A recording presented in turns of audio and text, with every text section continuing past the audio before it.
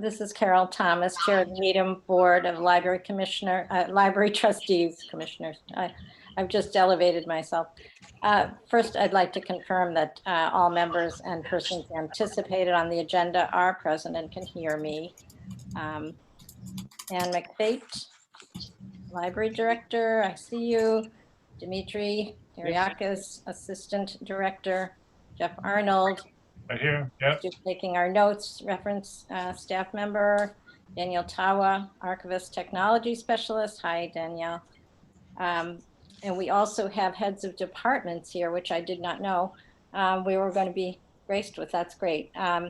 So we have Diane Brown, Head of Technical Services. There you are. Hi, Diane. Sarah Breen, Head of Reference. Hi. Paula Dugan, Head of Children's. Hi. And Deborah Lovett, Head of Circulation. Hi, Deborah. Long time. Good to see you. Good to see you. And I believe that is all the staff that we have. I wanted to go through the library trustees. We were missing Rick, but maybe he will appear in a moment. As I said, I'm Carol Thomas, Chair. Anna Geraldo Kerr, here, present, and can hear me, I guess. KK Hill is present. Yeah, I think you're muted, but yes, I see your hand. Tom Harkins. Yep. I can see you. I can hear you. Rob Pettit. I Here. can see you, can hear you. Jay Fialkov. I'm here. Okay. Thank you. And Rick, we're still missing Rick. I guess he'll join in. And Joan Smith, LFN Hello. president or co-president. I'm not sure which. President. President. No co. Yeah. Oh boy. Rick Hardy has just shown up. And Rick Hardy. We're just doing the roll call, Rick. Timing is everything. Yeah, thank you. Hello, Rick Hardy. Let's see. Good evening. It's now 7:04 p.m. on Tuesday, March 9th, and this is an open meeting of the Board of Library Trustees. This meeting is being conducted remotely due to the state of emergency in the Commonwealth and consistent with Governor Baker's executive order of March 10th, 2020. The order allows public bodies to meet entirely remotely so long as reasonable public access is afforded. This meeting will allow public comment by means of the chat function only. Hello? Yes? See if Ann, could you please mute yourself? Hello. Already muted her. Thank you. For this meeting, the Needham Board of Library Trustees is convening by Zoom app as posted on the town's website, identifying how the public may join in. Please note that this meeting is being recorded and that all participants are participating by video conference. On video conference, please be aware that others may be able to see you, and take care not to unintentionally share or screen share your computer. Anything you broadcast may be captured by the recording. Ground rules for effective and clear conduct of our business, for compliance with the governor's executive order, and to ensure accurate meeting minutes, I will restate our ground rules. The chair will introduce each speaker on the agenda. The chair will invite members by name to provide any comment, questions, or motions. To the extent practicable and within the bounds of open meeting law requirements, we'll try to keep it informal as we can. Please, though, remember to mute your phone or computer when you're not speaking, and to speak clearly and in a way that helps generate accurate minutes. And in response, please wait until I recognize you so that we don't speak over each other. You can try to wave to get my attention, or Demetria will cue me in. After members have spoken, I will afford public comment as follows. Any member of the public signed into the meeting as an attendee may submit written comment or question via the chat after identifying his or their name and address only. And the assistant director will monitor the chat box and alert me as chair to submissions there. The submissions will, by chat, will become a part of the official record of the meeting. Each vote taken at this meeting will be conducted by roll call vote, a requirement in the order of March 10th, 2020. I now am going to request a motion to automatically continue this meeting to Wednesday, April 14th, 2021 at 7 p.m. with the same Zoom ID number, which is our next regularly scheduled meeting, should any technical difficulty arise tonight to keep us from completing this meeting. Could I have a motion to continue the meeting automatically to April 14th if there should be any technical difficulty tonight? So moved. Thank you. Second? Second. Thank you, Anna. I will take your roll call vote. Anna, you're all in favor? Aye. Kay Cahill? Aye. Riccardi? Aye. Tom Harkins? Aye. Rob Pettit? Aye. Jay Falco? Aye. And I, Carol Thomas, as chair. It's unanimously approved. Thank you. Okay, the meeting is called to order. I would like to go over the minutes from our last meeting of February 9th. Are there any changes, corrections? Anne, do you have something or? No. Yes. Page 5. Okay. Oh, ahead. Anne or Anna? Well, I think, go ahead. I don't think Anne has anything. Oh, okay. Page 5. Sure. Page 5 of the paragraph starting with diversity programs. Mhm. The let me see. Second from the bottom, there is the third line from the bottom or fourth line. Panel discussion with Reverend Katie Scudera and Gloria Grice on slavery. It should say enslavement. That's it. I had one really small thing. It's a typo on page 4. I wouldn't care, but it's a really important point that was being made. And the last, under roadmap, that section, the very next to last line on the page, looking to the future and reimagining needs some correction in the spelling. Reimagining the library should not be taken as an excuse. There's a typo on page 5. This is small also, but in the new strategic plan paragraph, the spelling of Needham. Okay, yeah. All right. Well, any other changes? Oh, yeah. No, I reviewed it and I made my changes. May I have a motion to accept these minutes with those 3 corrections? So moved. Thank you, Rob. A second? Second. Second. Thank you. All in favor? I'll go down my list. Anna? Aye. Jay? Aye. Rob? Aye. Kay? Aye. Tom? Aye. Rick?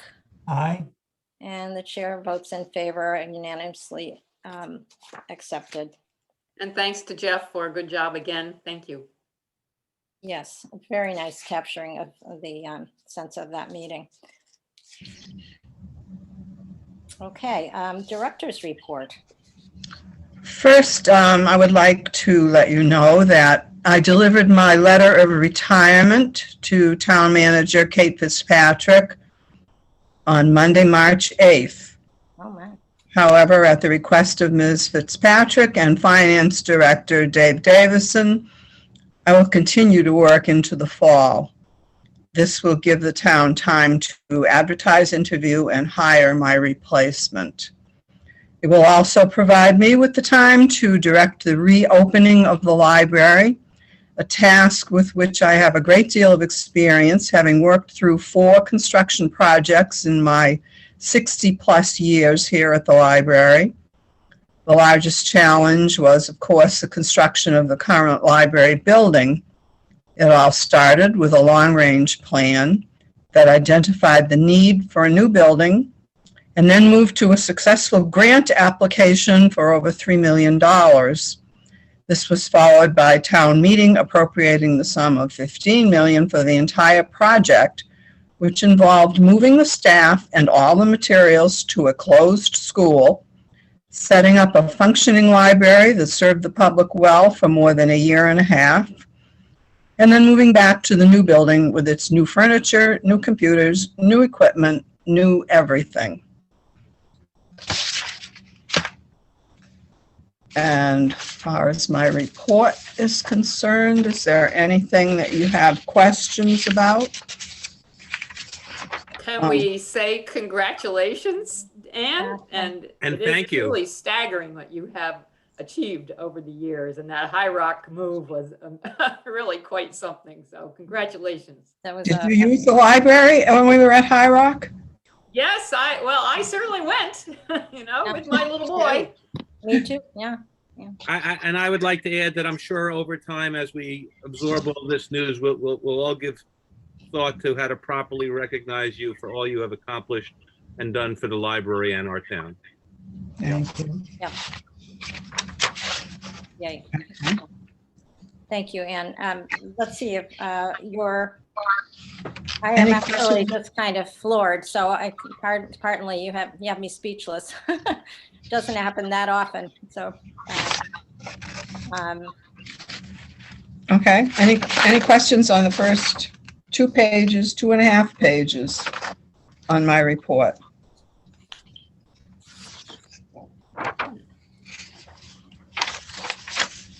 Then could we have a motion, please, to accept the gift list? Moved. Second. yes, may I have an motion to accept the gift list as printed in the report? Moved. Thank you, Tom. Second? Second. Thank you, Rob. So all in favor? Anna? Aye. Jay? Aye. Rob? Aye. Kay? Aye. Tom? Aye. Rick? Aye. And the chair votes in favor. That's unanimously accepted, that gift list. Thank you. Okay, I don't have anything more.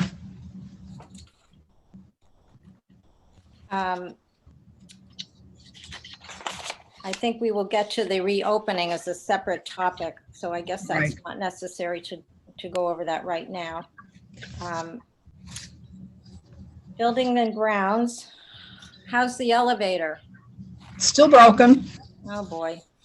People have come to look at it several times, so there's hope yet. Well, I hope so. I mean, this has been 2 months now and running, right, and counting. Yeah. I know it's exhausting for everyone who's trying to gather books and head up to the 3rd floor back and forth and back and forth. It makes extra work. And so, and especially right now, it's with the curbside, it's a special really burden on everyone. And we appreciate that.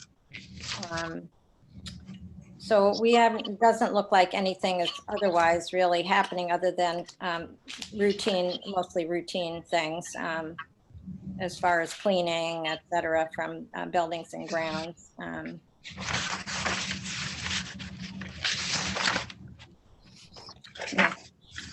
Let's go on to financial reports.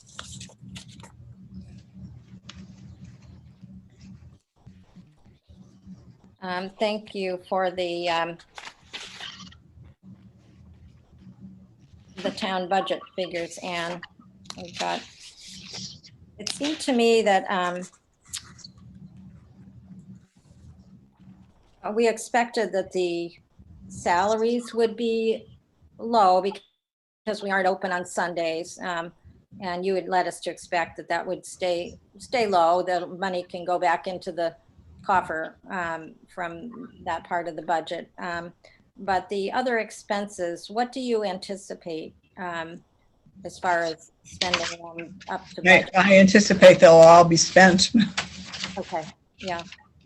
I know there's a sort of a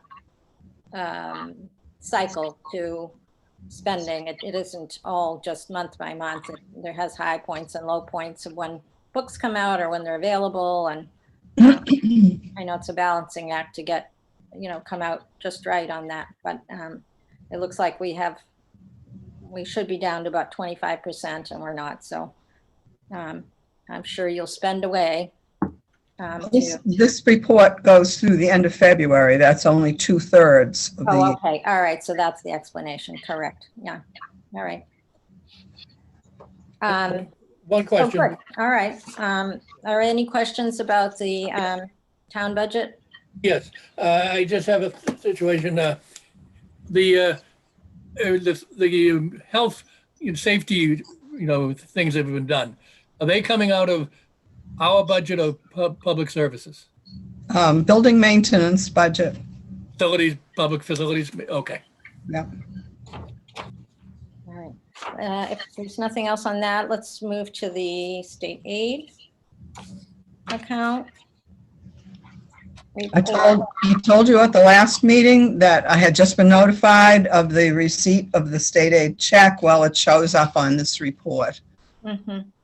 And this will be, it's not half and half. The second payment should be much smaller because something like 53 libraries received a waiver more recently so that they will get state aid, whereas they didn't strictly qualify.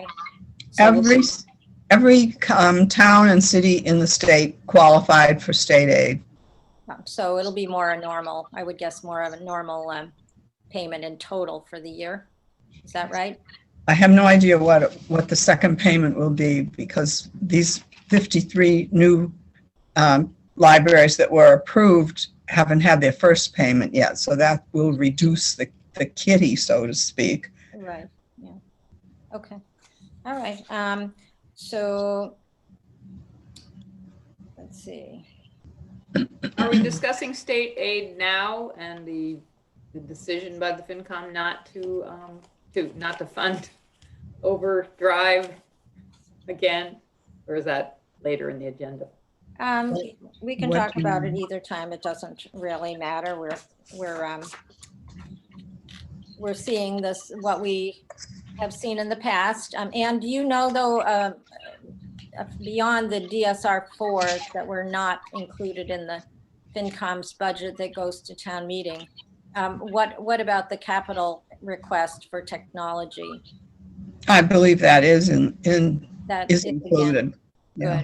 Good. And the increases in the regular budget that were items already there were approved. The slight increases. Yes.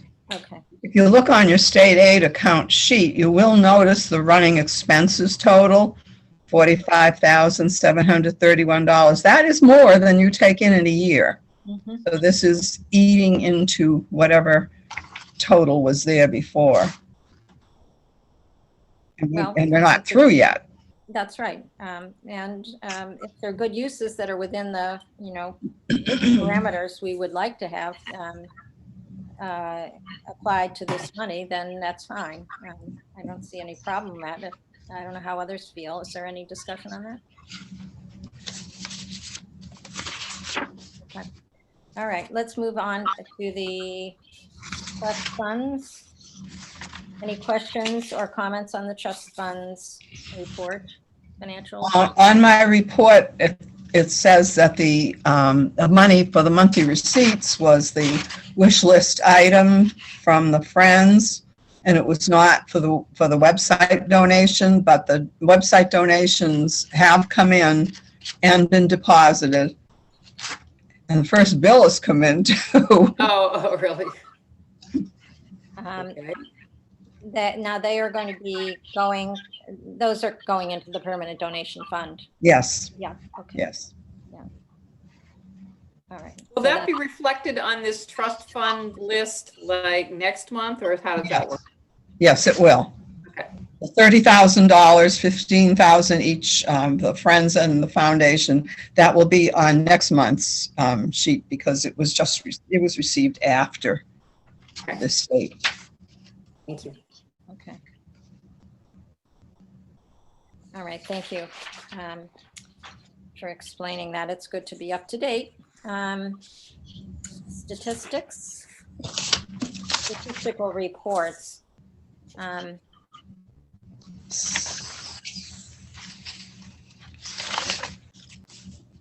it looks like 21,000, almost 500 physical items were circulated by I assume by curbside. Well, that we curbside and also interlibrary loan, I suppose. And 18,700 and some would have been curbside. I think they're in town rather than out of town lending. That's quite a number, a pretty impressive number for a curbside as opposed to, I mean, our regular circulation, which would have been higher had it been with the library open. But to do curbside in that magnitude is quite a feat. And it does show how people seem to like curbside delivery. Yes, Yeah. they're most grateful. Yeah, I think it's, even though it's not as good as being open, it's been a pretty nice alternative. Some people think it's better than being open, so you can't win them all. I can't imagine not being able to go into the library and browse and, have the whole experience, but I guess not everyone is the same.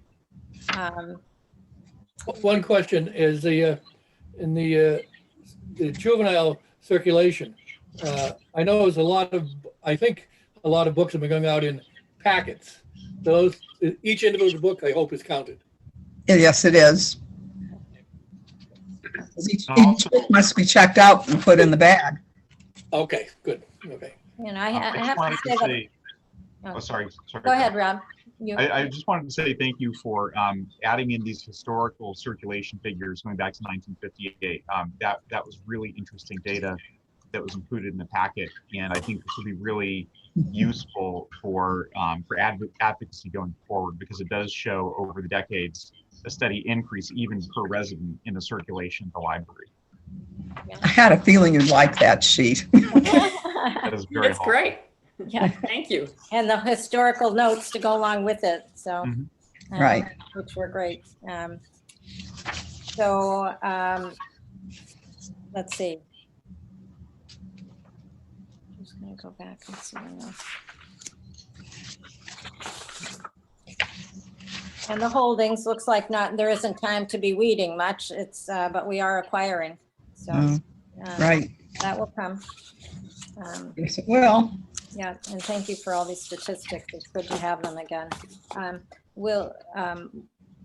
I guess we'll get to it in a couple minutes. I'll ask you about some other statistics, but that's good for now. And really, thank you for these historical figures. And I have one question. Yes. So just so I understand, the electronic downloading through Minuteman are reflected in which part of the circulation statistics? Down below where it says total, out of town lending, then downloadable books, download Okay. audio and video. Those are the circulation Oh, I see. figures. Yeah. Okay. Thank you. And magazines. Yeah. Well, I think 4. Looks like there was 8,700 and some total in January. Right. And it looks like from what I saw online, the magazines will no longer be with RB Digital. They'll be now part of Libby. Is that right? Is that right? Of Minuteman, I think. Yeah. Well, Sarah can tell us. Yeah. I think she's shaking her head, nodding her head. Is that right? Overdrive bought out RB Digital, so all the RB Digital magazines have been transferred over to Overdrive. That's right. Currently have over 3,000 subscribers. All right. Moving along. Let's see. Where are we?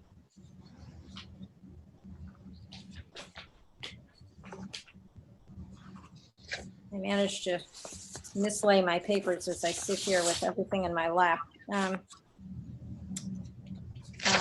New business. Let's do that. Let's talk about reopening plans. Obviously, I see all the department heads here and a director, assistant director, Danielle from technology. I see lots of input.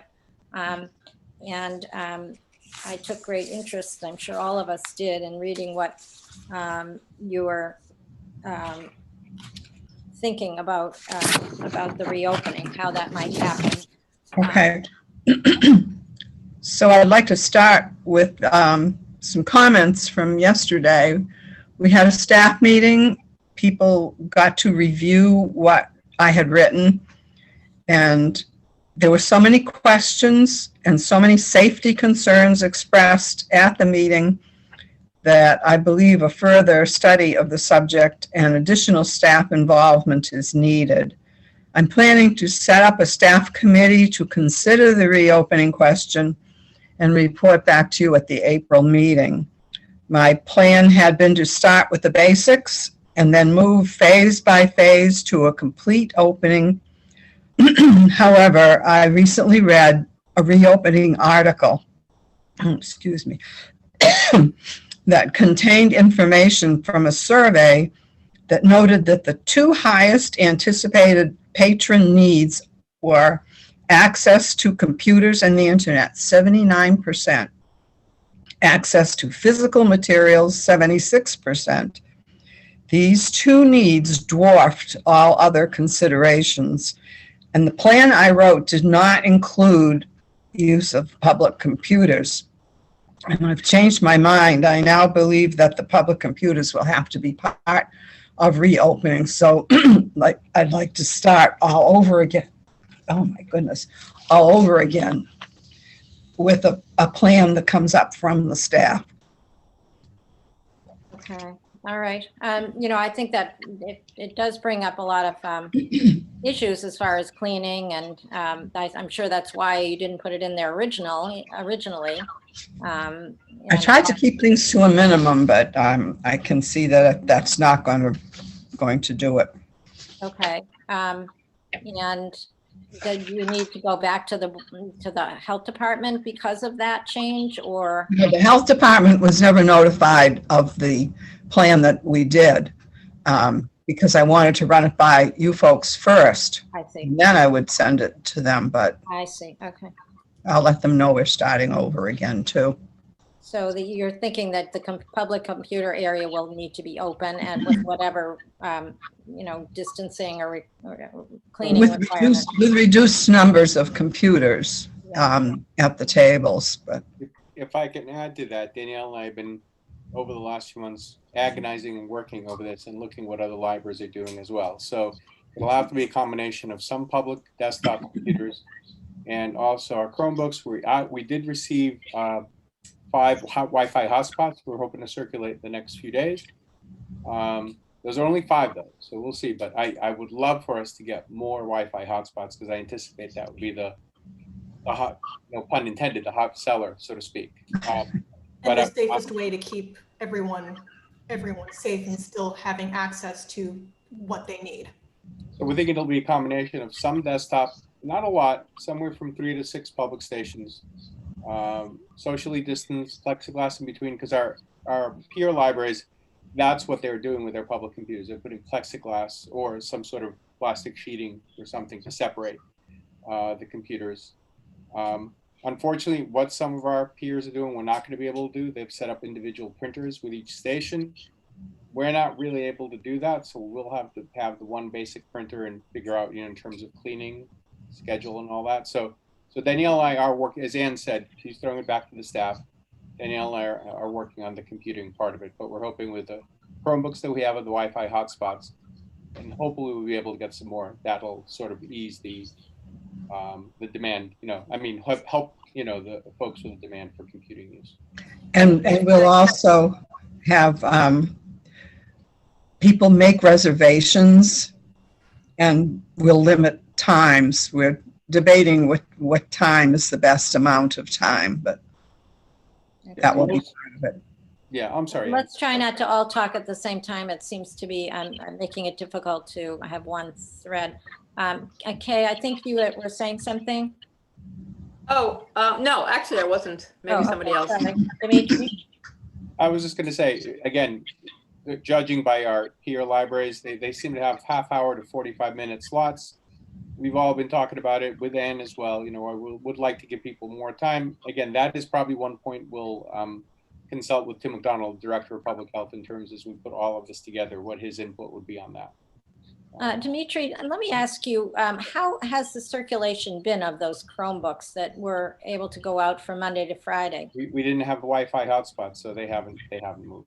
You know, the biggest thing people look for are Wi-Fi connectivity. So I think people have their devices. I think it's, even though we provide Wi-Fi access in the parking lot, literally, they haven't, maybe they've gone out once or twice, I think.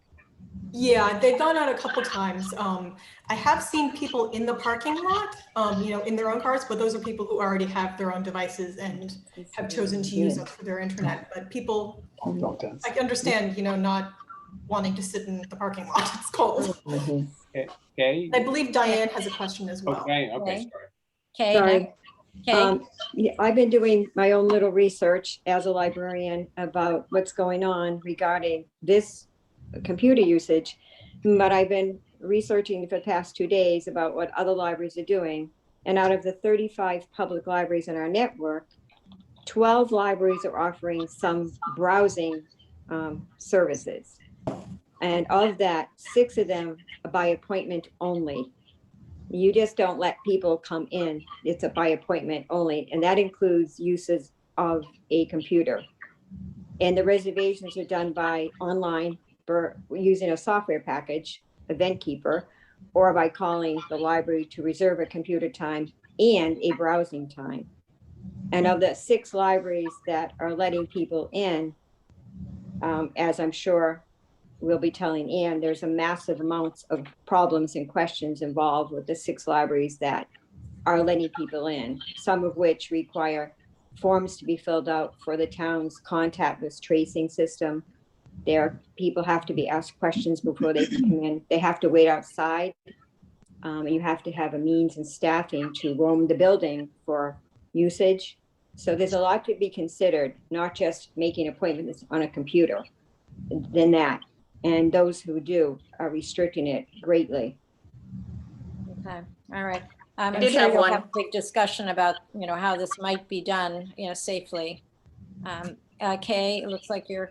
Yes, so if other staff members are here to say something, I'd love to hear it. But I would say, you know, this is now a very rapidly moving situation with millions of people getting vaccinated. So already by the end of this month, we're going to be having a large part of the 65 plus population vaccinated, and that's going to keep marching. So each month will be a larger and larger portion of the population who's vaccinated and ready to start doing getting back to somewhat normal life. So, you know, I do think we need to recognize that the pressure is only going to mount.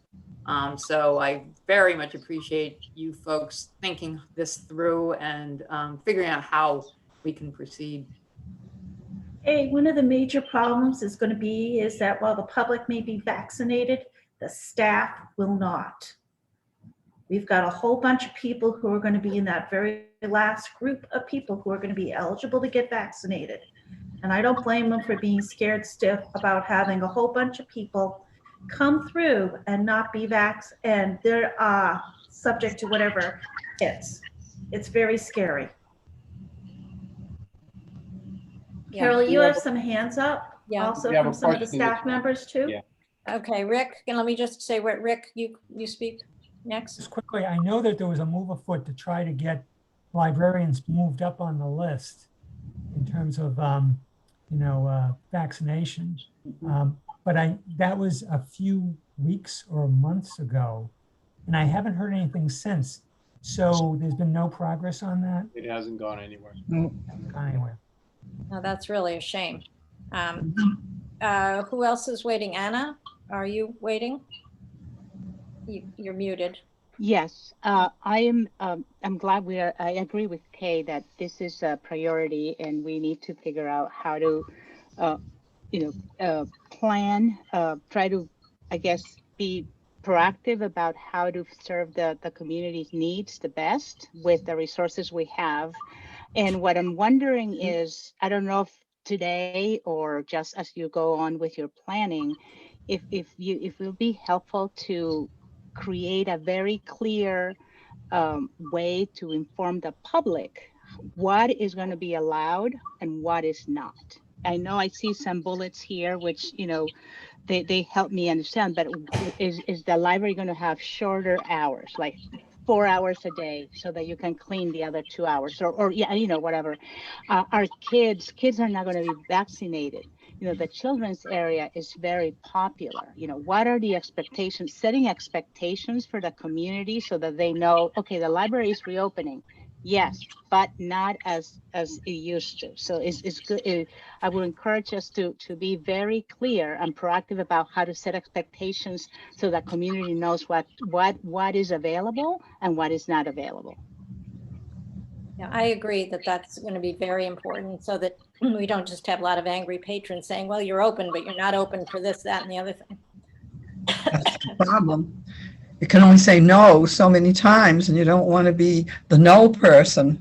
Yeah, well, I mean, in your report, even in your report, it's almost all Yeah. no's. You know, limited browsing was the only positive, and everything else was a prohibition. And unfortunately, that was still criticized. Yeah, yeah. So, In the Paula? chat box, we have a question from staff. After Paula? the folks that have their hands up. Go. Excuse me, Paula? You're muted. On the issue of vaccination, there are a few things to consider.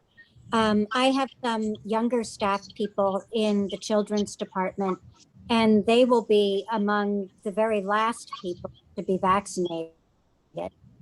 There may not be enough vaccine for everyone until the end of May or into the summer. And even then, it's going to take time, they're saying, to get those shots in the arms. So, I mean, it could be even into the fall before our younger staff members are able to have the vaccine. The librarians were not included in the push to get teachers vaccinated. And I have information from the schools that they have volunteers who are staying up at 4 o'clock in the morning to go on the computer and make appointments for teachers. And I have like 3 pages of information from the schools on the push and what they're doing through the school system to try and get the teachers vaccinated. But, you know, as librarians, we're just on our own as members of the public to like get vaccinated whenever your group happens to come up. And even then, I'm sure you all know that that doesn't mean that you're going to be able to get an appointment. I've been through this 4 times for family members, and it has taken me weeks after trying like everything humanly possible to get somebody an appointment. And then second doses became unavailable. So the vaccination situation is very difficult. There are staff members in children's that I know of that have family members who have issues. I have 2 staff people who have family members with severe heart conditions. And one of them I know has not been able to get an appointment for a vaccination yet.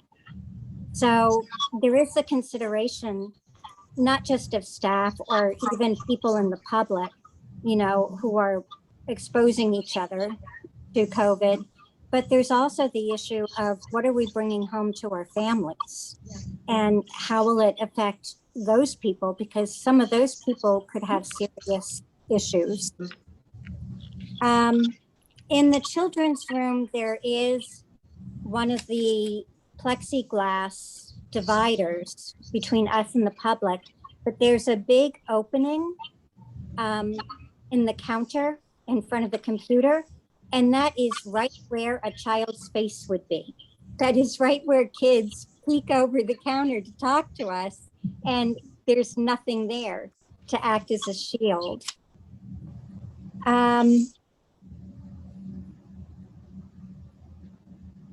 I think it's when we do reopen, I think timing is important because it's not going to do anybody good to open and then close and open and then close. And we don't want to have a situation where the library is closed due to COVID, because that creates a huge deterrent when we do reopen again after that. Then there are people that feel that the library isn't a safe place to go. So I just think that those are some important considerations. Thank you, Paula. I really do think that there ought to be a push by the library community to There be is. treated. There is. There is. Well, I know there had been, but I haven't heard anything really, lately, as Kay was saying, lately, that there's any, I don't know whether it's not a recent push or there's just simply no success on it, but I think we should continue to push for that through our representatives and through our input to Governor Baker, because I think librarians should be treated as a group of employees that are at a special risk, with people coming and going all the time to the library. Rick, you're muted. Yeah. I think I would like to make a motion for the sense of the trustees that if we were to open the library, we would want our staff to be vaccinated, and make that on record. Not that the vote of the trustees is going to make it happen, but certainly my feeling is we should be saying that if we were to open, the staff should be vaccinated. So that's a motion. Any discussion? Oh, yes, I have a little discussion. I think that the library should not be open until our staff is safe. You want to make that as an amendment, Tom? Well, no, I think that's implied in it, I think, because yeah. I think that's implied in it. But you have to remember that,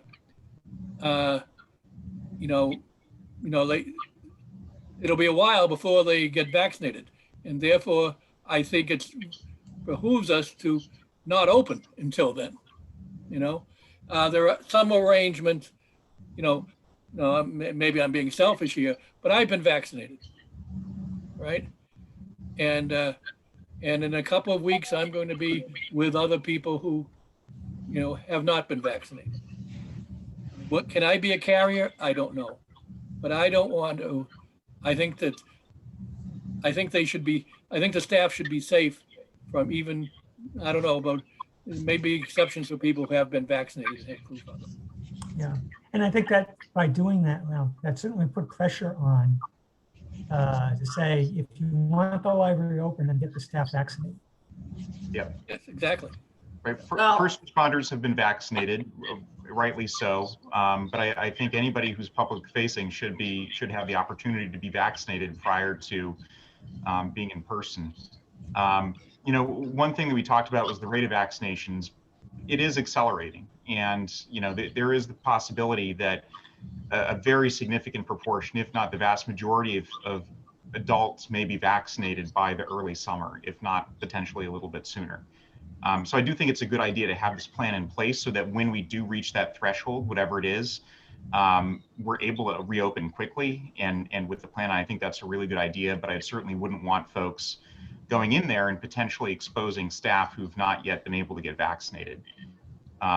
One question too, and this was more for the children's crew, for Paul and Deb, and this actually came from a neighbor of mine, but would there be any opportunity to move some children's programming or story times outside to the extent there's good weather, or is that a planning issue? I'm actually planning on having a combination of virtual and in-person outdoor programs for the summer reading program this year. Okay. I'm looking into using Memorial Park across the street and have the presenter in the bandstand. I have to see if, what we can do to mark the ground so that people have an area designated to be 6 feet away from each other. And otherwise, I could see if the Mason's lot might be available. So it just really depends on what I'm able to procure for outdoor space, because we don't really have grounds of our own to use. Right. I was just going to say for discussion of this motion, I think it's, and going back to something that Anna had brought forward, which is expectations are really key and how the community perceives what we do or don't do as a library. And I think there are several good points to consider. One is to let people know that when we were open in normal times, so-called, how many people come through the library in a given month? How many thousands, maybe 20-some thousand entrances to the library? And those are equal to exposures for staff and other patrons. That's the first thing. I think it's important for everyone to know that among the libraries that have opened, there's been really by a lot of people an unwillingness, unreadiness to come back to the library, and they prefer to have curbside continued. And if we are not staffed adequately so we can do both in person and browsing and curbside, then some people are going to see that there's less curbside service. And I think these are expectations or sort of information to give to the community that will make whatever decisions are made more understandable. I think that's really important. Not that it be like a top down, we're not going to expose ourselves to this, whatever. We ought to say that we're akin to teachers, except as librarians, but we have even more exposure because of all these contacts, more visitors from more angles coming through. So, who else? Danielle? Carol, Jay's hand's been up for a while. And I think maybe Diane longer than me. If you want to go first, That's Diane. okay. I spoke once. Go ahead, you're first. All right, go ahead, Jay. And then Danielle. I want to echo what everyone else has said in terms of the safety of the staff being of the highest priority. I'm curious, what have other libraries done that have reopened, given that their staff has not been vaccinated? It's almost surprising that other libraries have reopened and required staff to work without the benefit of vaccination. Lexington actually just closed because of COVID. And that's happened a few times because a few local libraries have opened, they closed, they closed because of a COVID incident. And then they can't even do curbside. So But they have staff who are working who have not been vaccinated. That's the way the way it's. Oh, sure. Yeah. And then once they close, we're taking away the benefit of everything, because there can be no staff in the building because everyone has to quarantine. Well, I share all those concerns, and you know, I for my part agree that the safety of the staff is a high priority, and we should be cautious about what we do here to not rush to reopen in a way that doesn't, you know, over time best serve the community. Danielle, I think you were waving, and then Diane. Diane, I think Diane, she's been waiting. Diane's been waiting a while if she wants to go That's first. okay. No, people have addressed a lot of the issues, but going back to my research the other day on the other 35 libraries, the 12 that allow anyone in at all, again, 6 of them are only by set times, 15 minutes in, keeping it spacious. They close for cleaning parts of the rooms, part of the day. The other 6 also have either digital monitoring, staff monitoring, and that's going to cost a lot of money and time for staffing to keep people from coming in the doors, because you can't let everyone in. And that's how they're trying to keep their version of COVID out. They're only allowing whatever they're allowed to by their town laws of spacing wise. And that's all they're doing. So there's a lot of cleanup, a lot of staff have to be spent walking around monitoring, looking for people, and then they become police people, because who's going to tell someone to get out if you're browsing? It's very difficult. It sounds great, but it's difficult. Appointments are better because you have more control, but it's not perfect. And that doesn't benefit that many different people when you start to add up, you know, if you have appointments and you have time between appointments, you know, it doesn't add up to such a huge benefit. And most people are just happy to be in a little bit, but no one is doing full browsing, come on in, stay as you may. I see. They're limiting even some of the local libraries, the 2 or 3 that are allowing it. It's 15 minutes express, come in and come out. But then you have to have people monitoring and capacity. So it's difficult on a staffing issue too. And there's So no people way- aren't, no one's allowed in just to come in and browse. There's no way to tell how long someone's been. That's correct. Danielle, is that which point you wanted to make, or? I just wanted to reiterate what everyone has said about the safety of the staff and the safety of the public, because we don't know whether people that have been vaccinated can even still be carriers, and concerns with the different kinds of variants, and with the CDC and Dr. Fauci and just everyone issuing, everyone to be cautious with reopening, because we are on the edge of another surge. And I know I would love for us to reopen and have everything go back to normal, but I am like everyone concerned about the safety of the staff and the safety of the public, and having to open and then close again, and then not being able to help the people that we are helping. Anna? Yes, I just wanted to ask Diane, in your research, I'm curious, some areas, some places, they actually take people's temperature. Is that something that we would have to do, the library would have to do, or also the schools, the New York public schools now, they've implemented every morning, there is a self-reporting. You have to do self-reporting before you come in. Right. So may that be part of how, I don't know yet, but I'm just wondering if that's going to be part of the process. Well, in one library at one town of Minuteman, when you tell them you're there, you meet them at their car, and the staff has to give them COVID questions and ask them about it, in addition to filling out a COVID tracing form before they can even come in the building. So that's how this particular library is dealing with it. And it would depend on what the town would say about tracing also, the health department in Needham. Okay, so the proposal that you have and what you outlined in your report was never brought before the Board of Health. They just said No, it was not. So it's just that they said you can go ahead and formulate a plan, but if they didn't approve a plan, then they would need to do that. Is that correct? That's true. Yes, yes. Okay. All right. Just so we understand. Go ahead. Okay, I have a procedural question. Yes. Someone second Rick's motion? I don't know. Do we have a second to Rick's motion, which was to not reopen until I spoke to it, so I'll second it. Good, thank you. Should we just clarify whether the motion was a specific requirement for vaccinations, or just confirm our emphasis that the safety of the staff is a priority to be taken into account before, going forward with any reopening? I don't know how specific the motion should be, whether Tom altered it or whether, Rick, do you want to speak to that, your motion? Do you want to reword it, or at least restate it? I raised the question, Ian maybe answer that. Could the trustees in their policy making make a determination that we would not open the library until the staff is vaccinated? Do we have that authority?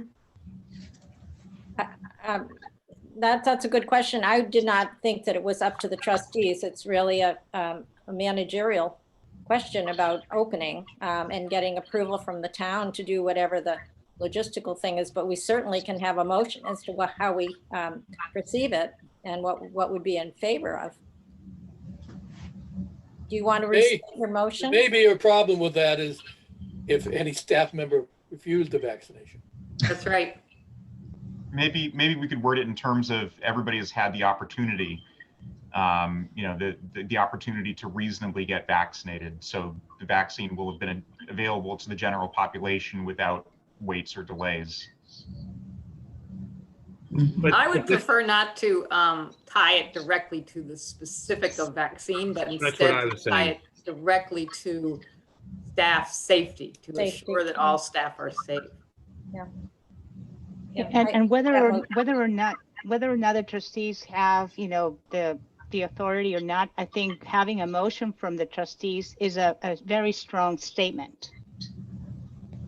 Oh, I Just agree. that we've discussed it. We are behind this, and so I think it would not hurt. No, I agree that this is, I'm not trying to deter having a motion passed. What I do think is that the question was, is it up to us to reopen the library? No, I don't think it is up to the trustees. I think that's a decision of the director. In consultation with what's allowed by the town, the Board of Health, the state, et cetera. Anybody disagree with that? Okay. Rick, would you like to restate your motion in any way? I think Paula had maybe a comment before he does that. I'm not sure. You're muted, Paul. I just wanted to mention the HAV system. In the schools, I know, and maybe in some of the other public buildings as well, they did a lot of testing of their ventilation systems, and they did, repairs and upgrades to make sure that there was proper ventilation in the building, because that is a huge safety issue with COVID. And that has, we are not confident that the ventilation in the library would meet those standards. Is that correct? Well, I know the children's room gets very stuffy. There are places that do and places that don't. Yeah. I know places that don't. Myself, being a volunteer. So The filters have to be changed regularly. And, They are. and they are. Yeah, they have been, yeah. Yeah. Eventually. So can we get back to, do we have a motion on the floor, Rick, that you would like to just clarify, restate? Yeah, it seems to be some resonance to what Kay had said. So would we word it to say that it's the trustees' feeling that until we can assure the safety of the staff, the library should not be open until we can assure the safety of the staff. May I have a second to that? Second. Thank you, Tom. Is there any further discussion, and then we'll have a vote? I don't know if you just want to add staff and the public. But Yeah. Rick, is that part of your motion? Sure. Okay. Second? Second. Okay, thank you, Kay, with that change. May I have a vote then of the trustees? All in favor? Anna? Aye. Jay? aye. Rob? Aye. Kay? Aye. Tom? Aye. Rick? Aye. And the chair votes aye. That's unanimous in favor of Rick's motion. That's great. And so I guess you'll go back to the drawing boards, get more input, put together maybe a new plan, but it may be even a more conservative plan than what you have, which may be for later, not for now. This is a good reopening plan, perhaps for later, or maybe adding the computers, but not yet. Okay. And thanks to Anne for thinking about the computer question, because that does seem like a really important thing to think through. And also just, the future may be here sooner than we anticipate. So Yeah. good to have a plan. Yeah, and I think that, we're, by doing that, Anne, I think you're considering really what the needs are of really the neediest, the people that are suffering the most from having the library be closed. It's what we should be doing. So thank you on that. Okay, I think we're going to move ahead. It is 8 o'clock. Carol? Yes. Can I tell our department heads, thank you so much for coming. You're welcome to stay. I'm assuming that's a sentiment all along, but you don't have to. You were here for the part that was important to you. Yeah. It's all important to you, but I just want to let you know. Thank you for coming. You would like to go, you may. That nobody will hold basically hold what it against you. Thank you, Carol. That's what Yeah. All right. Yes, thank you all, and it's good to see you all, and I hope you're all doing well. Thank you. I appreciate all that you're doing Thank you. keep things going Thank you very much. Thank on the you. inside. Yeah. And we're going to move ahead. We're on old business now website. Dimitri, do you want to speak to that or? Sure. I've been in contact with Ali Ferreira, I think is her name, our project manager coordinating this. We've Danielle and I are getting some information for her. There's a tech assessment that they're doing with us. That's due, I think, by March 31st. And there are certain meetings they've set along the way. Jay, I think, is knows he's on the invites as well, and it's moving along. And the next meeting, I think, isn't for another 2 or 3 weeks, I think. How did that initial meeting, kickoff so-called meeting go? Oh, I thought that went really well. They collected a lot of information from us, from department heads and Jay, and it went well. It went well. They felt like they said it went really well. We were all very engaged, and we are. We all have a stake in it. So it's moving along quite nicely, I think. I would agree. I'm 100% excited. I think the meeting went very well, and I can't wait to keep going. And what about the survey? What have been the, how many responses, and what has been the, have you seen those, or do they just go directly to the web developer? The web developer. The survey closes this March 15th, this Monday coming up.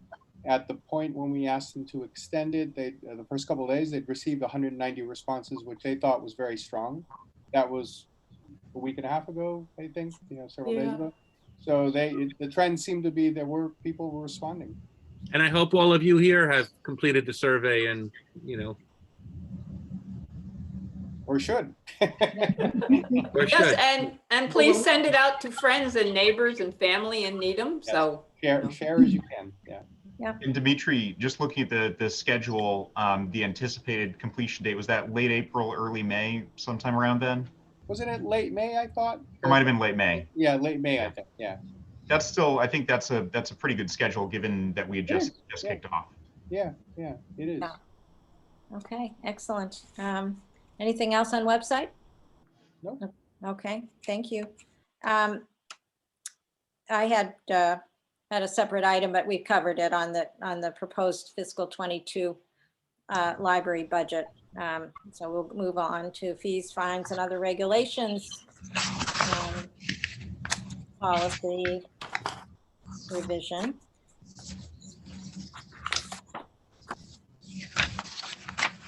The only thing that I saw in this in this draft is a question about on the overdue fines paragraph. Why do we have a paragraph, the last line, no fines are charged on large print books or materials when we're not having fines for anybody? Do we not even need that? That's an old, that was there forever, I guess. The trustees voted that years and years and years and years ago. So. Can we take it out now because there are? I suppose we could if we're not going to have any fines, couldn't we? Yeah, I would think. And, if there are Sure. items that would have fines even now, then I guess they'd still have fines. That was very important once, but Yeah. not anymore. I have a question about the fines. Because I picked up from curbside a book, but it turns out the book was obtained from another library in the system. If they have how does that work? I mean, if they might still have fines. If you return it here, there's no fines. If you return it to another library, you could be charged whatever they're doing. I'll return it to you. Okay. Yeah. I have one question on that too. I have a book on order from MassCat. So they have different rules. So they'll still charge fines for MassCat books. Is that correct? Well, let's see. Non-MLN interlibrary loan items, $1 a day if you're overdue. Okay. Don't keep it overdue and you won't have a problem, Tom. That ain't me. Anything else? Kay? So one thing I feel like isn't entirely clear on this is at what point, if you have not returned a book, at what point, then what happens? I'm looking at the section on delinquent library card. Does it make your library card become delinquent, or do we need a sentence saying? Yes, it does. That would happen? Yeah, can we clarify that? Because if you don't return a book, at what point does it make your library card delinquent?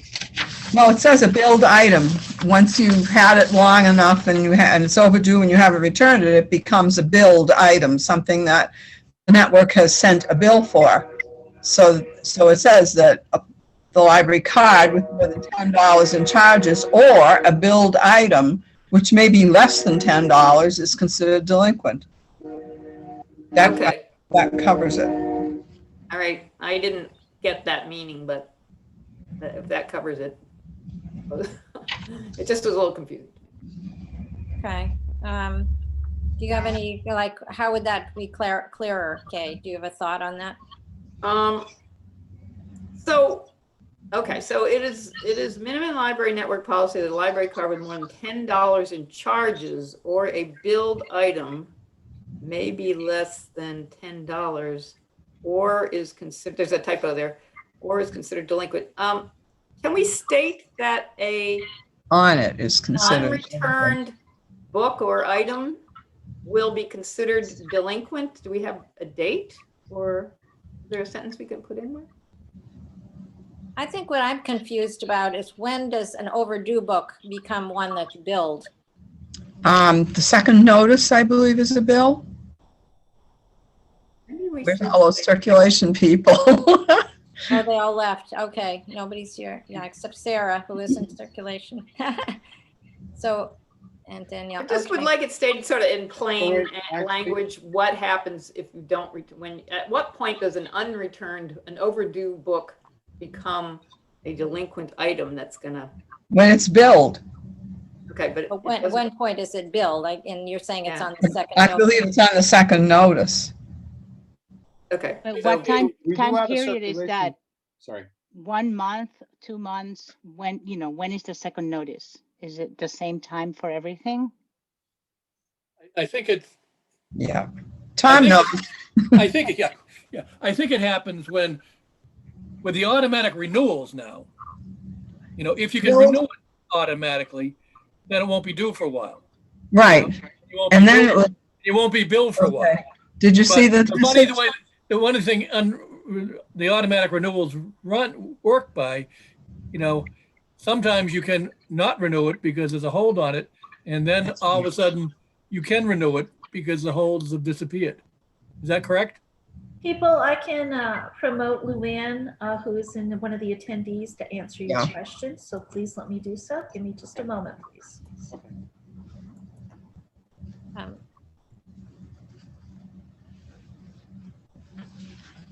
Hey, Luann, if you unmute yourself, you can answer the question for them. Hi, I'm Luann. I work full-time in the circulation department. And the books that cannot be renewed become billed after 30 days. That happens automatically through the software. That it becomes a billed item, and at that point has a different status than an item that's just checked out. And that's what puts holds on people's cards, so that the card can no longer be used to put things on hold or to check things out. I see. Thank you. Thank you. One thing is, Anne, did you? I think you wait. Well, I have a question to that. I think you wait with the, with the quarantine period for the book. Have there been any things where the book didn't get checked in, even though it's in the library, and a bill went out? Has that happened? You're unmuted, I think. Muted. I'm not muted. Luann. No, Luann is muted. Yeah.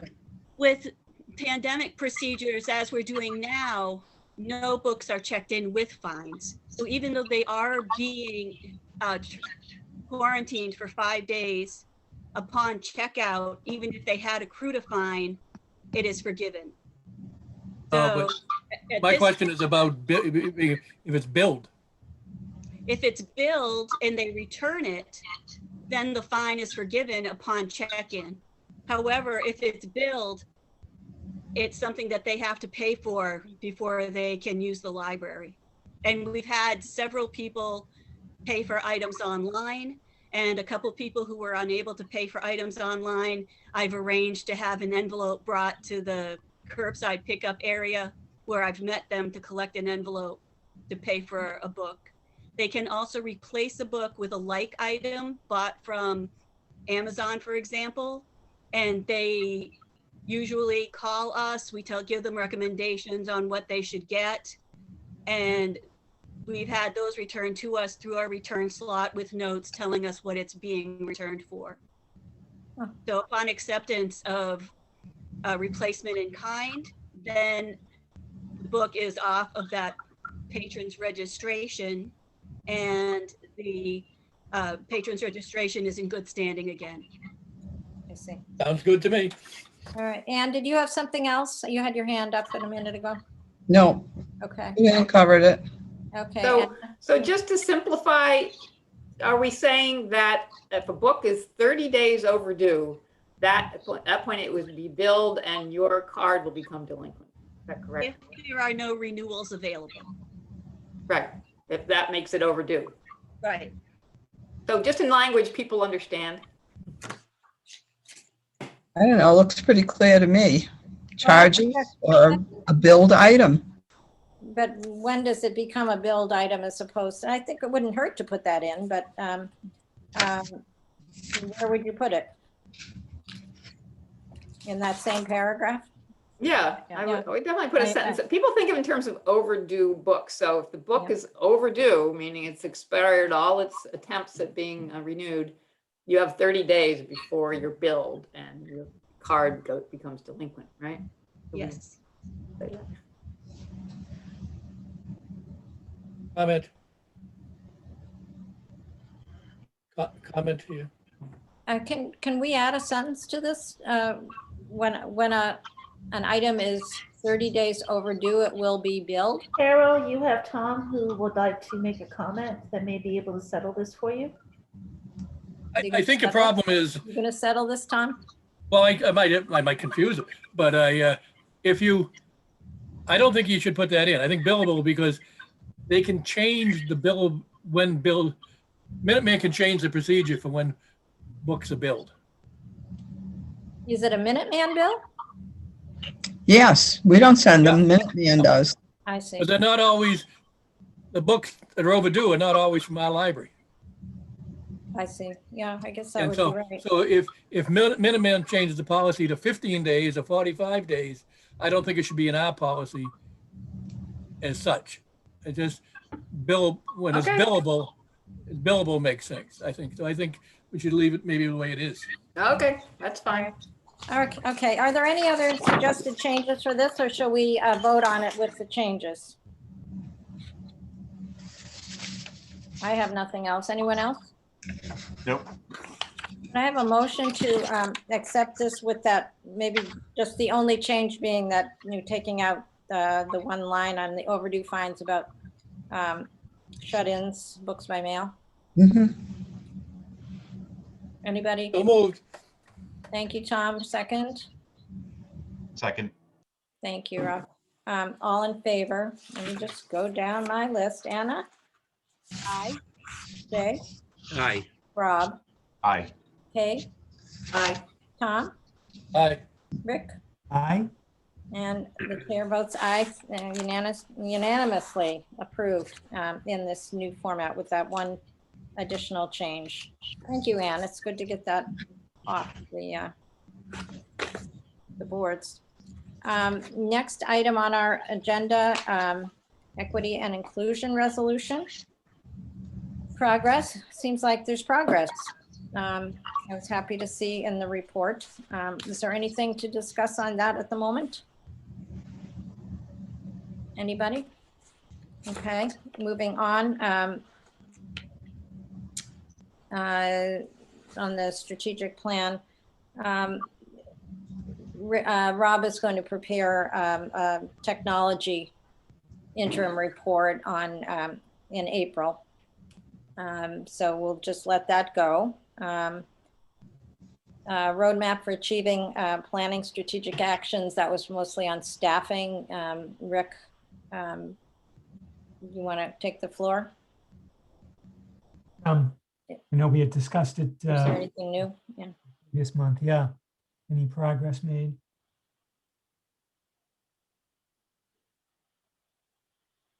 And Dimitri, anything new on staffing?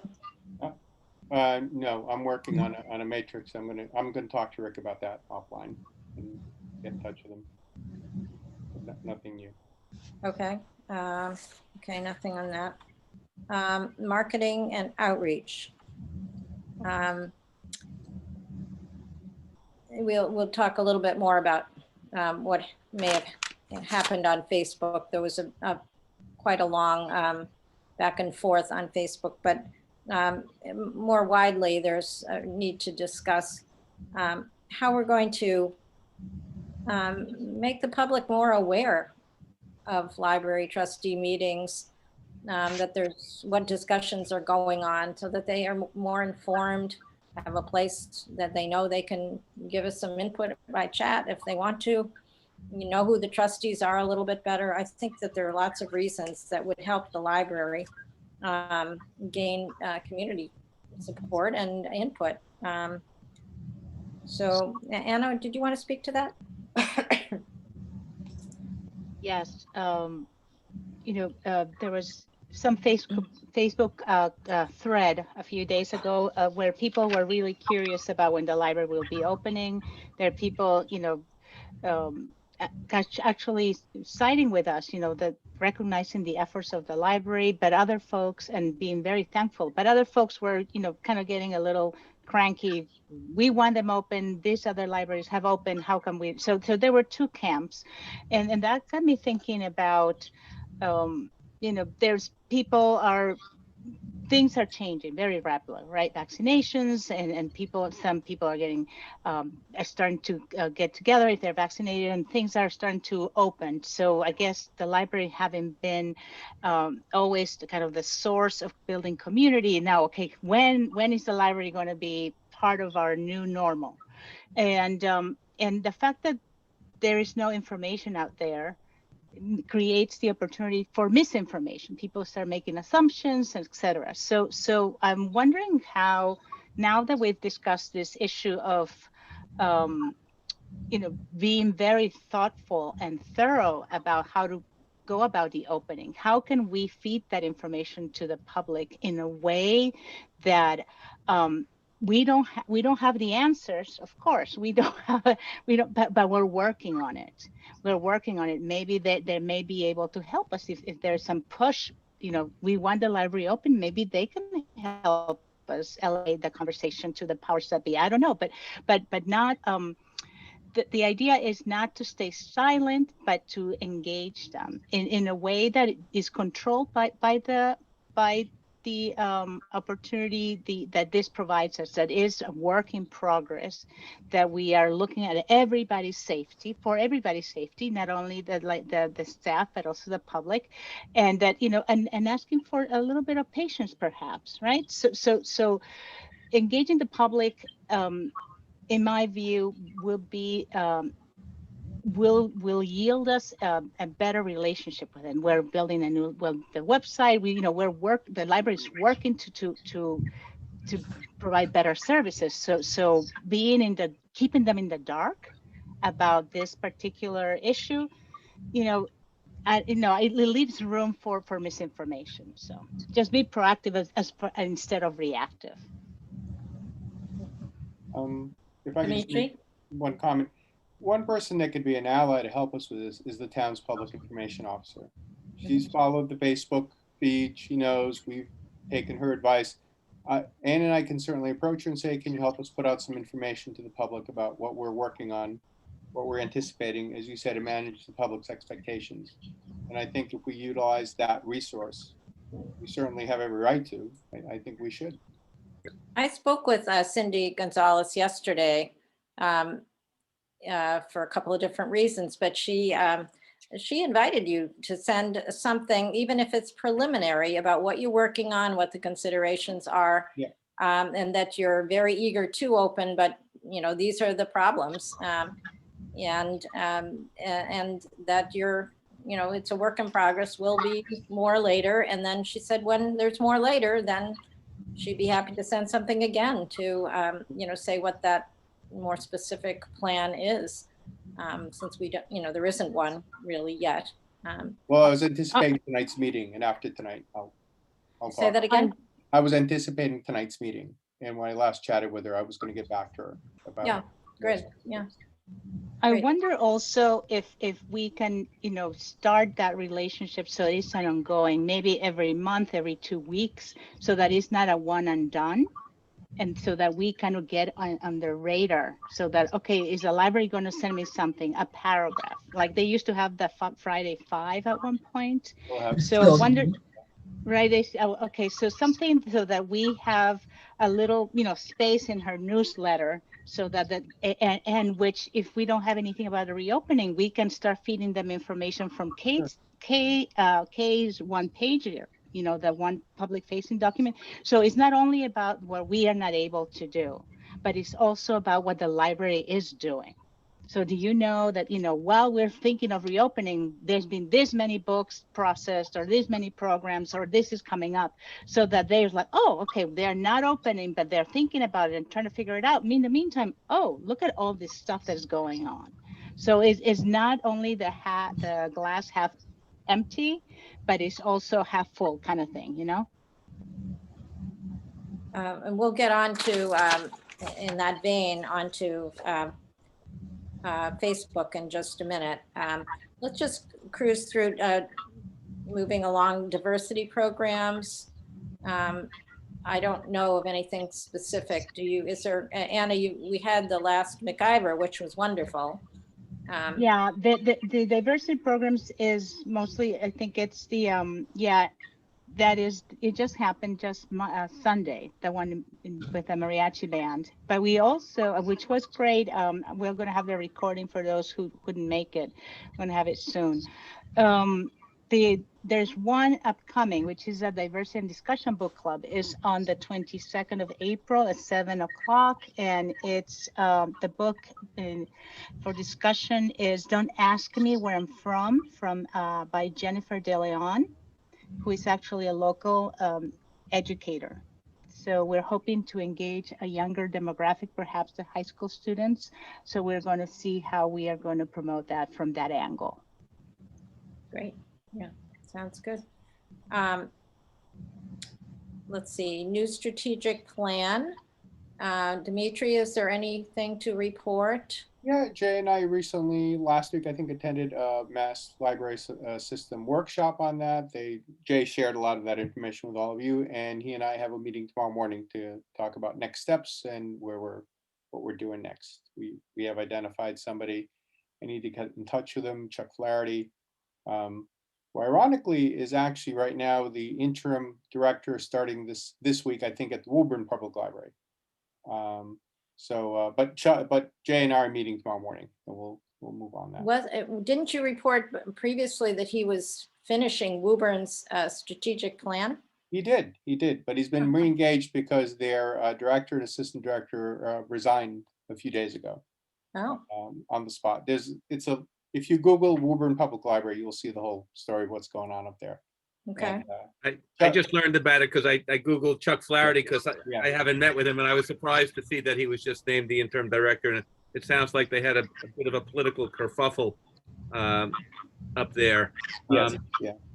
I'm not sure. I have just a couple of questions or comments, and we can follow up tomorrow. Sure. I wasn't sure whether there's some sort of time frame obligation to get a plan in order to meet some funding requirement that seemed to be suggested at that webinar that we attended. The only time frame is if we were to apply for an LSTA grant, and correct me if I'm wrong, I don't believe we've applied for an LSTA grant in a while. Right.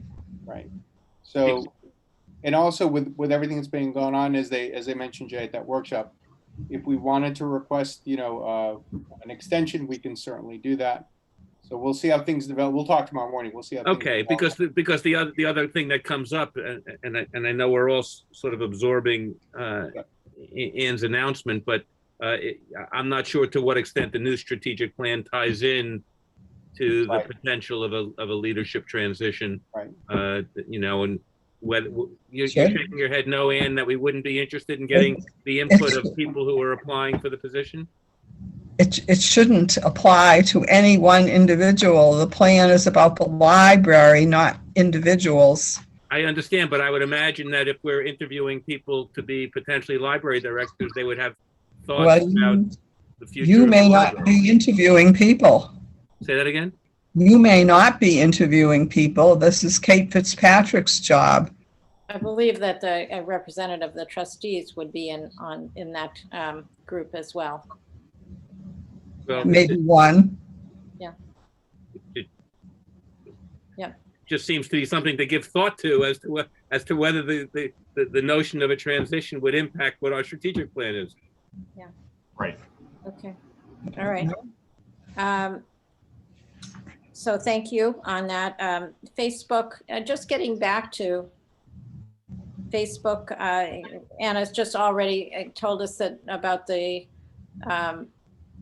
really a long thread of back and forth. Some people very critical, some people very supportive of the library and the services it's providing, even though it's been had its doors closed to the public. She had the idea that we should be posting our meetings on the Needham page so that people, if they want to go, but that would probably, as a preliminary matter, mean we should have the library post the meeting on its own Facebook page. And my sense is that we should not be posting whole things. We should put a link, but also indicate what how people can join in, what kind of input is permitted, which is by chat only, so that people know that, because at some meetings people are allowed to speak, and particularly when they're in-person meetings, but you know, it's something that they would probably like to know from the get-go, without having to attend the meeting if they're not interested in that. And just in general, Anna pointed out the difference between how our postings for our meetings look with the Zoom information versus how the select board meetings are posted. And there is more information on the select board postings than we have had so far on our posted agendas. As far as input, the select board, interesting, doesn't seem to have a phone number like to dial in to attend, whereas ours does, but it does have other information. Anna, would you want to just go into that a little bit more?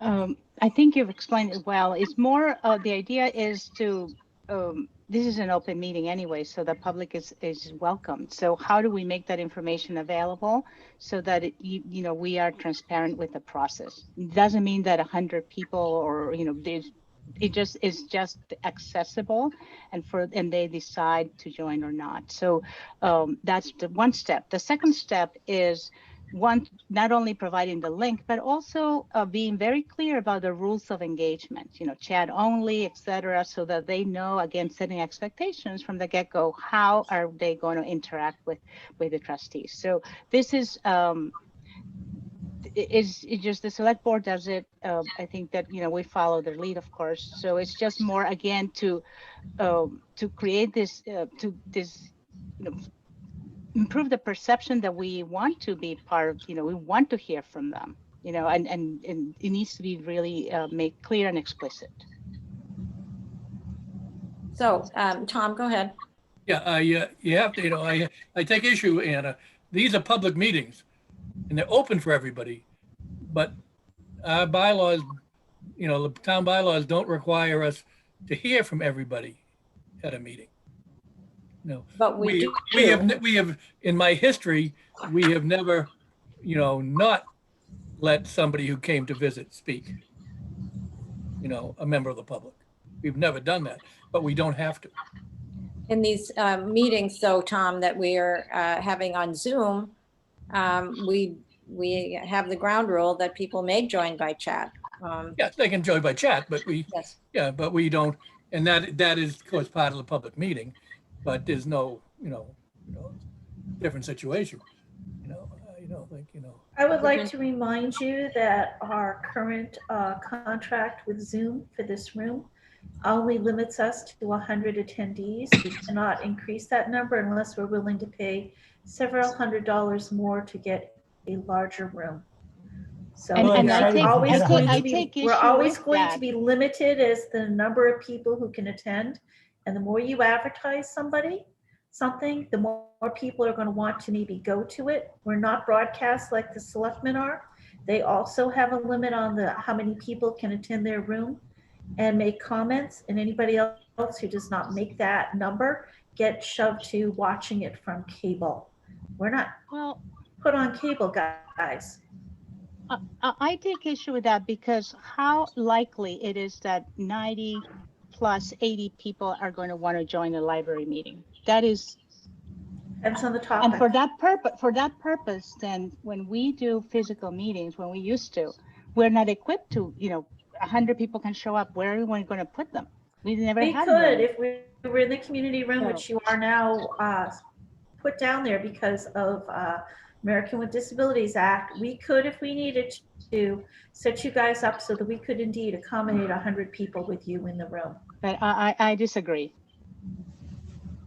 Yeah, I think that all we'd have to decide is that whether the open meeting law would require us to postpone the meeting should that really unexpected, highly unlikely occurrence come to pass, that we would have to continue our meeting to another date. So because we cannot deny someone access to a public meeting under the open meeting law.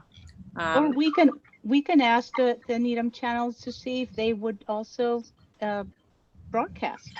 I think if we knew that there were a really big discussion coming up where we anticipated there might be, we could ask to do that as an alternative. Rob, did you have something? Actually, I think Rick had his hand up first. Yeah, I mean, it's a problem I'd love to have. Yeah. I was going to say the same thing. If we've got 100 people tuning in, even if that means under open meeting law that we have to reconvene, that means that we've got a hot button issue, and it's proper to invite that public participation. I know it can throw a wrench into the works, but I'm all in favor of more transparency and getting the word out, because, and this goes back to the website. Finding out information about the trustees meetings is kind of difficult. If you go to the library calendar, I don't believe it's on the Assabet calendar. You have to go to the town website and then kind of go through a couple different menus. So I think, it's really our job as trustees to get the word out about these meetings and make sure that people who want to participate have the opportunity to. And we still might get no one, but at least, it will be out there, and it's up to people to decide. Tom? I can't imagine that the selectmen are limited to 100 people, are they? Well, they may be on Zoom, but if they're always broadcast, then there at least is that access. Because the selectmen's meeting tonight is an executive session, so I don't know how we could do that. Tom, a lot of it depends on what size Zoom room that they're using. I do not have any information on that, on how big a room that they have purchased. I do believe they're using the webinar function, but there is a limit as to how many people can actually attend on the other side. I always have the opportunity to promote someone from the audience into the panel discussion if I am so requested. But today we had 17 people on panelists and 10 attendees, I think. Actually, you had more than that during the evening. I counted that we had 12 at one point over on the attendee side. I looked over, it was 10 at one time. It went up. Okay. So these are, okay. So we don't know what the actual limit is for the select boards. No, we do not. We have our own separate account. would we be able to use their account? They certainly did not offer it to us when we asked back in May if we could have a Zoom room to use for our own purposes. That is why we had to purchase our own. It'd be difficult because as I say, the selectmen are meeting right now. They overlap, yeah. They were They already all over. meet the same They were, time. they were meeting in executive session. I know that. They meet the same date that we meet. Yeah. Mhm. Yeah. Okay. Well, I think it'd be good to ask them what they're doing, as far as public access. Who could make that inquiry? On staff? Anyone? We'll figure it out. We'll see. We'll Okay. try All to find right. out. That would be good. Maybe you could find out what we can do, because I think it's right that we make sure people know our meetings are happening and how they can listen in if they wish. A lot of people probably would be interested if they knew it were easy to do. It's easier now than ever, really. So, okay, moving on. It is 8:38. Let's see, we're down to public facing document. Kay, I know you had a question about whether the statistics can be pulled together for next meeting. Yeah, the document is basically complete as I presented it at last meeting. The only outstanding question is whether we do want to wait till we have some 2020 calendar year statistics, because the document basically looks back. It's saying, basically how did the library step up to the plate so well during the pandemic. And so we don't have, Anne has put out the fiscal year statistics, which is, as she does, and is great. Do we want to have, calendar year, the full calendar years?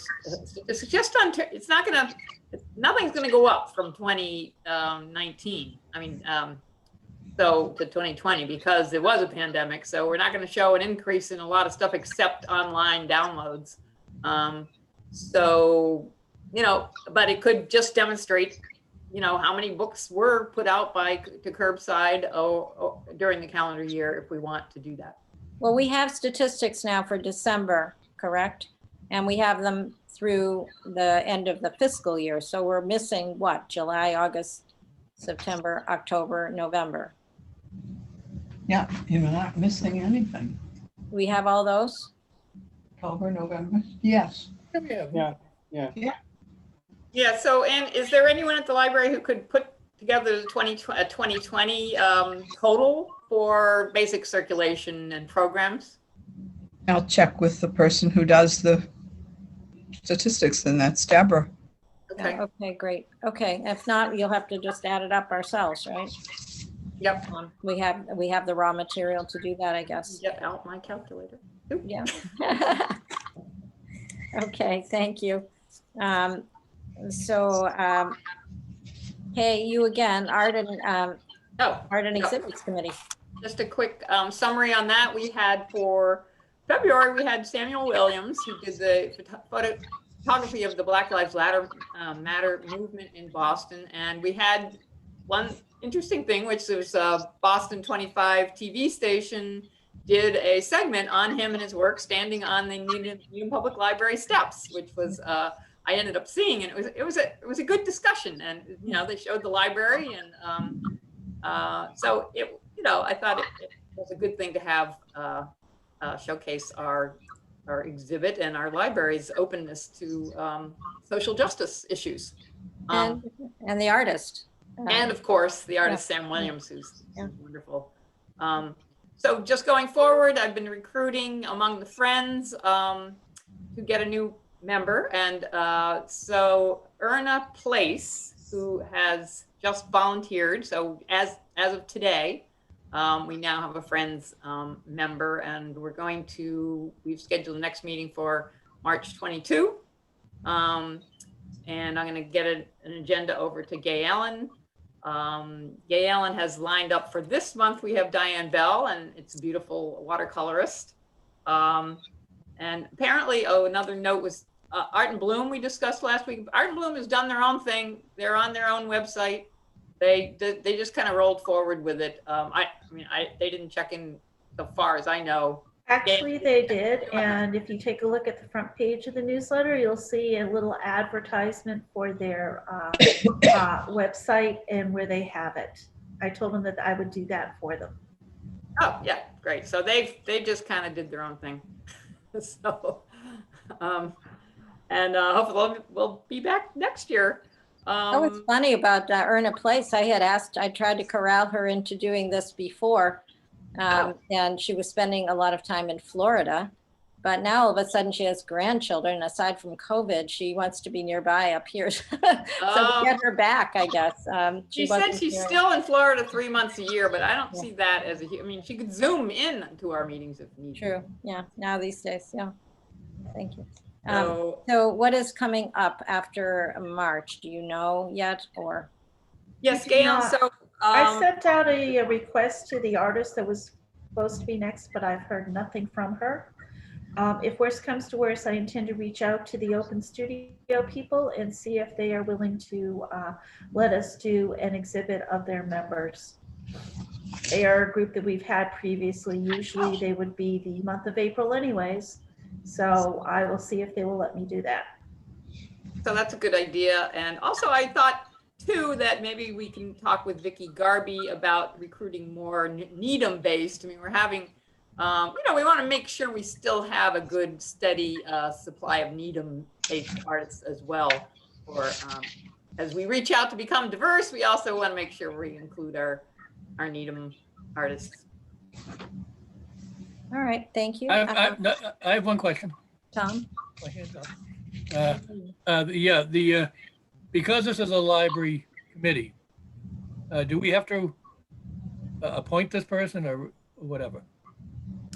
I know she has to be informed of the open meeting law. Yeah, Carol, you might be able to answer that. Does the trustees have to appoint? I believe Ann is taking a look right now to see what the regulations are involved with it. I don't recall whether I expect I told you all about the prior members, the recent members, that I don't recall whether we voted or not. I thought we did at one time. I don't know. Could be. The subcommittee, Well, how about if we just have a motion Yeah. and we'll be done. Okay, Ann? Ann is the answer. The Board of Trustees will appoint a Library, Art, and Exhibits Committee consisting of one trustee who will chair the committee, the library director or designee, the reference programming librarian, a member of the Friends of the Library, a local artist or craftsperson. It says the trustees will appoint. Okay, let's go. Who has a motion to appoint? I move we appoint Earn a Place to As lead the- a library committee. As I the, second. Arts and whatever it is. the as arts the and- Friends As representative. representative the arts and exhibit, yeah. Okay, second. Representative. I Seconded. second. Thank you. All in favor? Let's go down the list. Anna, Aye. Jay, Aye. Rob, Aye. Kay, Aye. Tom, Aye. Rick, aye. and I vote in favor. That was unanimous approval of appointment of Earn a Place for the Friends representative. McIver, thank you, Anna, for doing the McIver this year. Lots of interesting things. I really, I applaud. You know, it was a lot of variety. It was interesting. It was the equity and inclusion kind of topics, and bravo. What a personality on Sunday. Veronica has such a personality. Yeah. Oh, yes. Yes, yes. She's a live wire. She Yeah. didn't play my favorite. She will be back, I hope. I want to hear La Cucaracha. Oh, I'll ask her. I'll ask her. There is I know one. it talks about smoking marijuana, but I don't care. Oh, really? I didn't know that. Just one quick update. The Needham channel had recorded the previous MacGyver, the one in February, the one about enslavement. So they also did a quick interview with the three of us. So we were able to talk about the inclusion and equity resolution about the library. So I'll be circulating the link, and it's actually very, very well placed on their website. So we're getting Great. some exposure there. Wonderful. And it was too bad that we couldn't, everyone who wanted to attend couldn't do so originally, but it's now that it's available, hopefully those people will go back and listen. Gail, and I think you were going to send the link to everyone who registered? For what? The video? The February one. Remember it's already up. No, I know, but remember when people couldn't join because I actually sent a message out to everyone to inform them that it would be up in a few days on the library page, YouTube page, YouTube channel, when I sent out the apology note for those who cannot join. Okay, great, thank you. It's additionally up on the Historical Museum site as well as on the Needham channel site. So at 3 different locations to find it. Okay, but they didn't get a link, so that you just told them to look for it. Yes, because we don't have a specific link. I certainly could send out a message at this point, though it's a little behind the times. But it is, as I said, it's on the Needham Library YouTube page. It's on the page for the Needham channel, as well as on the Needham History Museum site.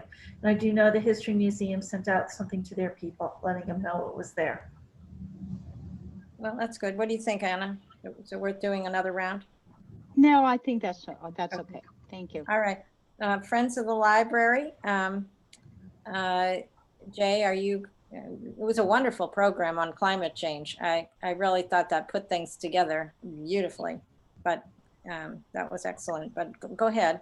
I don't have much to report. I know that there's another program scheduled for the 21st, Sunday the 21st, about psychedelics and the scientific benefits. And I don't know that there's anything specifically that I can't really recall from the last board meeting that was notable that's worth mentioning. Anne, I don't know, do you remember anything specifically from the last Friends board meeting? No. I'd like to thank the Friends for their participation in the new website expense. That really was, it just took the whole issue away, a whole big bone of contention and a roadblock. It just removed it. The Friends and the Foundation, yeah. The Foundation, and I was going to say the same thing to Joan, who's up next. Go ahead, Joan. We appreciate, you're muted, I think, but we appreciate all the funding. Oh, you're quite welcome. Yeah. But actually, the LFN did not meet this past month in February. My notes are from January, and I gave those notes to you already. Okay. So we meet in 2 days. So maybe I'll have more updates. But I found tonight's meeting very informative. I learned a lot. Well, I hope you'll share, all the updates. I'm sure these people on your board that will be interested to know what the thinking is about reopening, for instance, and the website status and all of these things. So I hope you'll communicate. Yeah. I think maybe that's why I couldn't remember anything. The Friends also didn't meet in February. I think they also. That explains it. Yeah, everybody's meeting within a week. When is the next Friends meeting? The 15th. Yeah. Okay. And you're meeting this week, Joan? Yes, on Thursday. All right. Trustee comments. Could I just, first of all, I just want to emphasize that our April meeting is always postponed to the Wednesday after the election day. So that's when we will be meeting. That was what was in our motion to continue this meeting had we had any difficulties with our technology. And Anna and Jay and Tom, you're all up for reelection, and aren't you? No, I run with you. Oh, that's okay. So who else is up? Nobody. It's, Anna and I it's and J- yes, that's Just it. And we're Anna and Jay. uncontested, so we're Oh, okay. Yeah, there's uncontested. no go contest. vote. Our favorite kind of election. Yes, yes. So you need to get sworn in right away. That's the main thing. There is going to be actually a public League of Women Voters Zoom session, even for the uncontested. I think it's March 22nd when Anna and I are. Oh, slated. I politely declined. Oh, you declined? I actually, yeah, I have a conflict. So, Okay. So, yeah, I didn't even know they would invite you. Other years they haven't invited where there wasn't a contest. They're having one night for the contested and one night for the uncontested. Huh, okay. All right. Well, good luck with that. And I think you'll get elected either way, no matter what you say. Well, I can only cause harm, I think, in terms of my chances of election. Are there We any, don't know about the mail-in vote, you know. what other trustee comments? And then I have maybe one more. Just wanted to I have ask, so that makes the date of the next meeting, the 7th? 14th. Oh, the 14th. 14th. 14th. Okay, the 14th.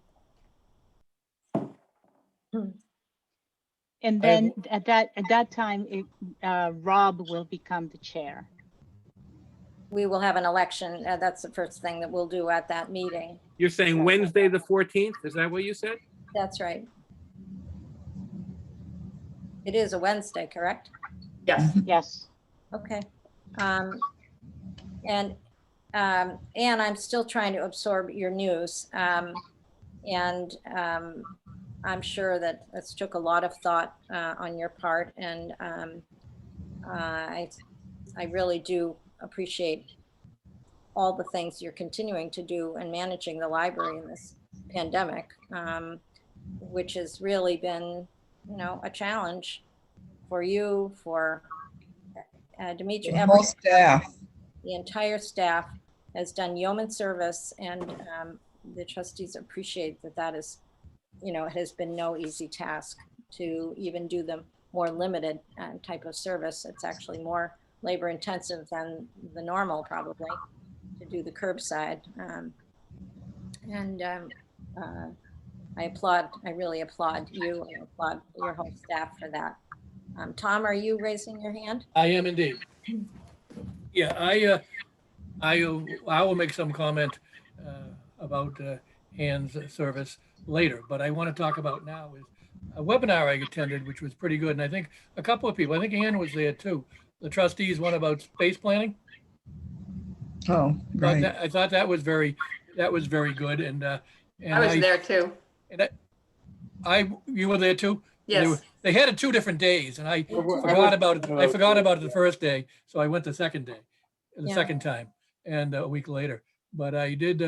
I thought it was very good, and I found out they've been working on a planning document, which looks very helpful to when we continue our planning. They have had a booklet out for a while. And I think it's probably the one you're referring to, about sort of step by step. Yeah, but it only came out in 2020. Yes, but it's been out for a while. I mean, it wasn't in preparation. Well, that's what the whole webinar was about, actually. It was based on that. Yeah. Okay. Yeah, and you can find that that booklet on the Board of Library Commissioners website. Once I figured out how to have the 2 pages line up side to side so that you're seeing, instead of one page and then the other page, because the 2 are supposed to be joined, and I never learned that skill on the computer.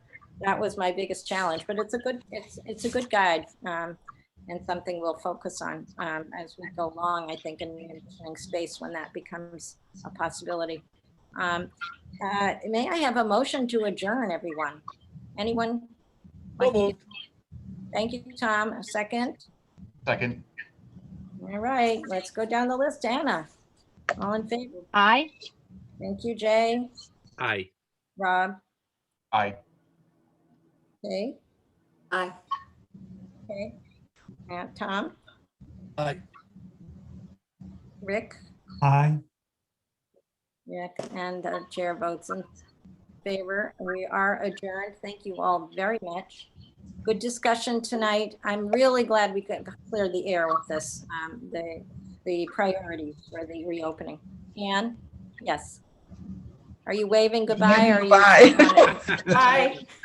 Bye, everybody. Good night. Good night. All right. Good night. Good night. Dimitri, can you stay on if I haven't missed you? Or actually, Jeff, can you stay on for a minute afterwards? Thank you.